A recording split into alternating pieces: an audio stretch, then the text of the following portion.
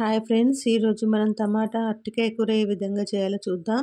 కావలసినవి టమాటోలు, పచ్చిమిరపకాయలు, కొత్తిమీర, అరటికాయలు, ఉప్పు, కారం, పసుపు, ధనియా పౌడర్, కొబ్బరి పౌడర్, జీలకర్ర పౌడర్. ముందుగా అరటికాయలను చూపిస్తున్న విధంగా క్రాస్గా కట్ చేసుకోవాలి. కాయలని క్రాస్గా కట్ చేసుకోవడం వల్ల అవి చాలా బాగా వేగుతాయి, తినడానికి రుచిగా ఉంటాయి. ఇప్పుడు అన్ని కాయలను ఇలా మొత్తం క్రాస్గా కట్ చేసుకొని, చూడండి ఎలా కట్ చేశానో. మొత్తం అన్ని కాయలు ఇలా కట్ చేసుకొని మనం పక్కకు పెట్టుకోవాలండి. తరువాత వేరొక ప్యాన్ పెట్టుకొని అందులో నూనె వేయాలండి. నూనె వేడయ్యాక అందులో మనం ముందుగా కట్ చేసి పెట్టుకున్నాం కదండి అరటికాయ ముక్కలు, అవన్నీ కొన్ని కొన్ని పేర్చుకుంటూ వేంపుకోవాలండి. ఒక పక్క వేగాక మరొక పక్క కూడా తిప్పుకుంటూ వాటిని బాగా వేంపుకోవాలి.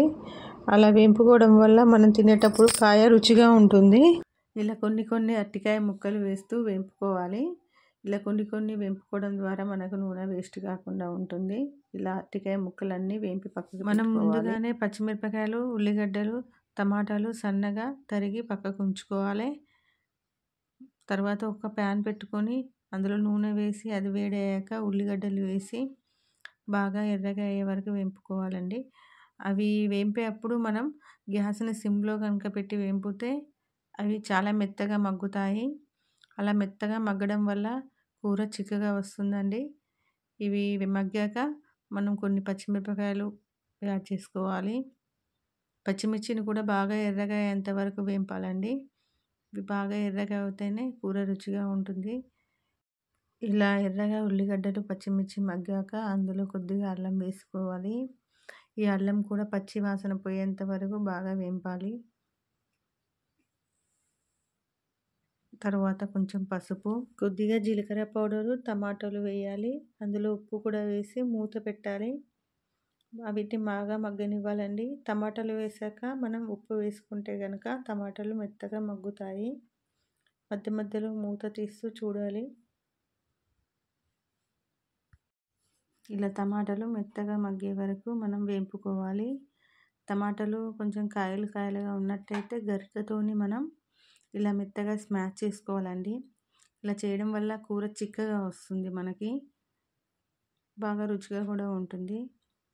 నేను చూపిస్తున్న విధంగా మనం మెత్తగా స్మాష్ చేస్తూ టమాటాలను మగ్గించుకోవాలి. బాగా టమాటాలు బాగా మగ్గాక మనం కొద్దిగా కారం వేసుకోవాలి.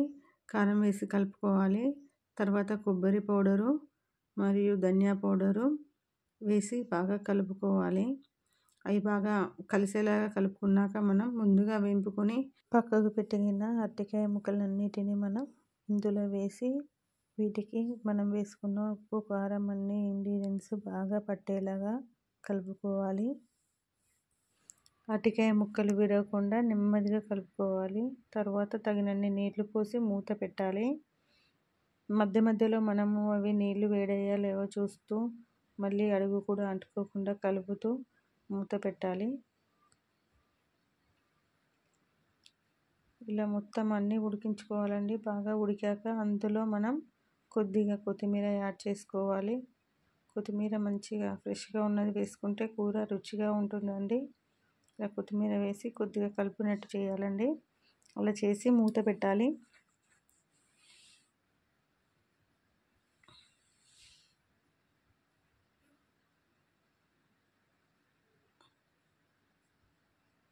చూడండి, కూర బాగా ఉడికిపోయింది. బాగా ఉడికి నూనె పైకి తేలింది కదా. ఇలా అయితే ఇంకా కూర అయిపోయినట్టేనండి వండడం. ఇంకా మనము దీన్ని స్టవ్ ఆఫ్ చేసి ఒక వేరే గిన్నెలోకి సర్వ్ చేసుకుంటే సరిపోతుందండి. చూడండి ఫ్రెండ్స్, కూర పైన లుక్ ఎలా ఉందో.